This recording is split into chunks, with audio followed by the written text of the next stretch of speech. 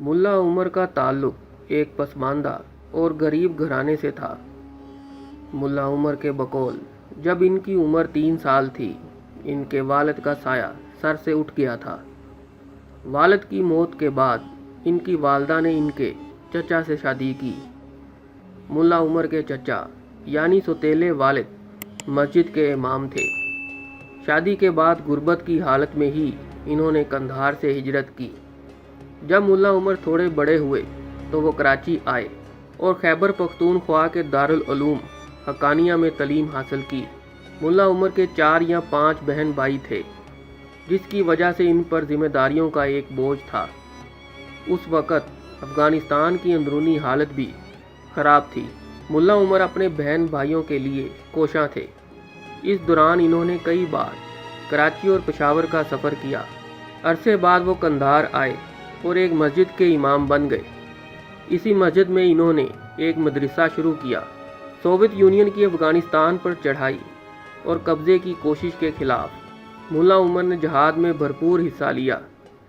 कहा जाता है कि वो उस वक़्त तक जहाद का हिस्सा रहे जब तक मुजाहिदीन से 1989 में मुआहदा तय नहीं पा गया, और जब सोवियत यूनियन का इनखलाफ हुआ उस वक़्त जहादी तहरीक हिज़्ब इस्लामी के एक लीडर मौलवी खालिद साहब थे, जो कि बहुत नेक और गैर मुतनाज़ा शख्सियत माने जाते थे। मुल्ला उमर ने इन्हीं मौलवी साहब की क़यादत में जहाद किया था। मुल्ला उमर हिज़्ब इस्लामी के जिस ग्रुप में शामिल थे, इस ग्रुप के सरबराह मौलवी मोहम्मद नबी मुहम्मदी थे। जब सोवियत यूनियन का मुकम्मल इनखलाफ हो गया तो मुल्ला उमर ने डॉक्टर नजीब की हुकूमत के ख़िलाफ़ जहादी तहरीक में हिस्सा लेने से इनकार कर दिया। बाद अज़ां वो अपने आम शहरियों जैसी ज़िंदगी बसर करने लगे। कंधार में रहे और अपना मदरसा चलाने लगे। वो लोग जिन्हें मुल्ला उमर से मिलने का इत्तफाक हुआ है, उन्होंने मुल्ला उमर को शर्मीला और मजबूत जिसामत का हामिल बताया है।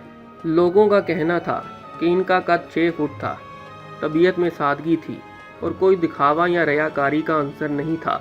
बात कम करते थे और सुनते ज़्यादा थे।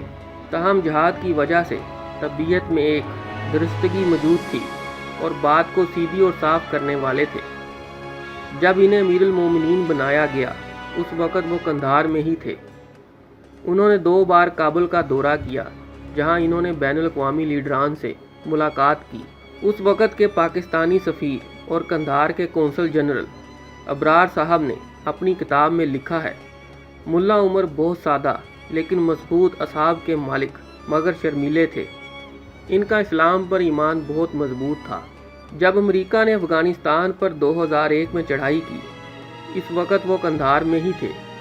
उन्होंने अपने साथियों के साथ मोटरसाइकिल पर वहां कूच किया। चूँकि वो तस्वीरें नहीं खिंचवाते थे, इसलिए कोई यकीन से नहीं कह सकता कि वो इस दौरान कहाँ गए।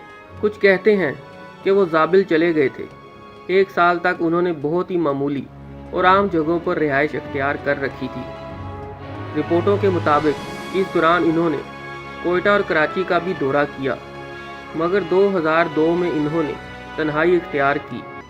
2003 और 2004 में इन्होंने तालिबान को नए सिरे से मुनज़्ज़म किया। 2004, 2006 और 2007 तक तो तालिबान ने ज़्यादा ज़ोर नहीं पकड़ा, लेकिन बिल आखिर तहरीक ने कदम जमा लिए और मकबूलियत हासिल करने लगी।